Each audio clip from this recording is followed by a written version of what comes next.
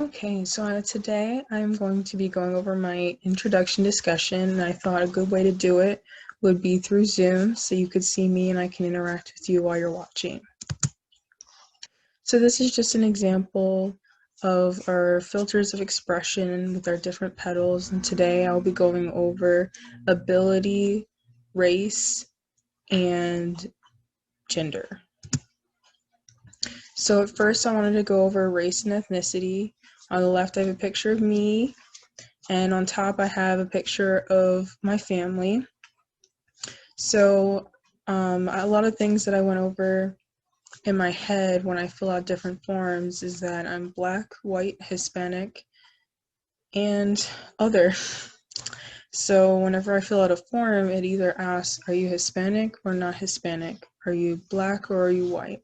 And I never knew how to answer that question, and I would usually just choose one based off of how I was feeling for the day, because sometimes they don't have other, and sometimes they'd have two or more, but not Hispanic, and I am Hispanic and other and more. So I wasn't quite sure how to answer that, so I usually end up going with other. I'm also Italian, African American, Native American, Mexican, and Irish. My whole name is Irish, but when I did Ancestry online, it said I was more Italian than anything, which makes a lot of sense because I grew up in an Italian-based home. A lot of my influences come from my mother and my grandmother. And in the picture in the top left, you can see my mother's to the right of me, in the middle, and to the left is my grandma. And then next to her is my aunt, and on the far right is my twin sister. I do have a brother, but he's not pictured. And next I'll be going over ability.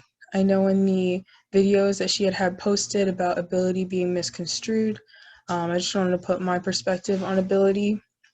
While I am not permanently disabled, I did have a lot of different accidents that put me into the disabled category. I did break my knee in a lot of different places in a lot of ways, and I had to go through years of recovery. I also had to go through 2 different surgeries, and I had to relearn how to walk.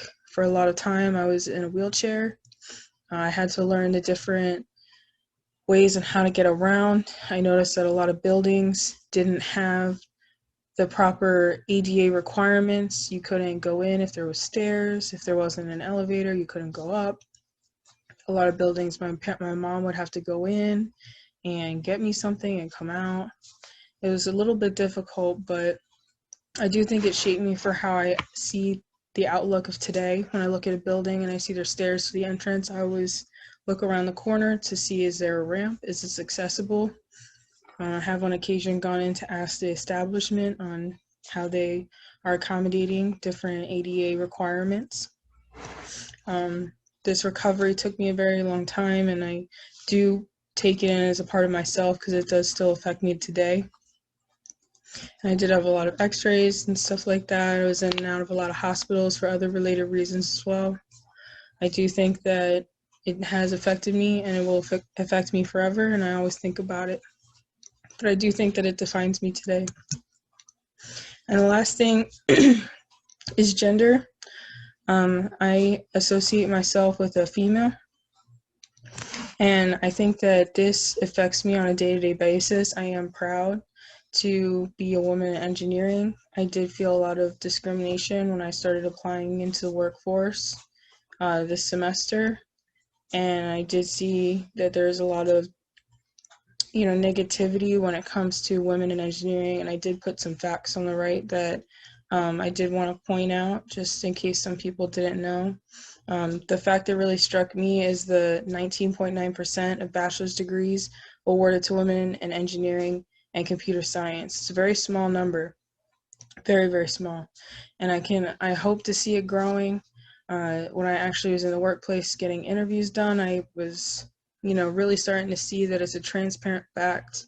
It was even brought to my attention in an interview that I am, in fact, a woman in the engineering field.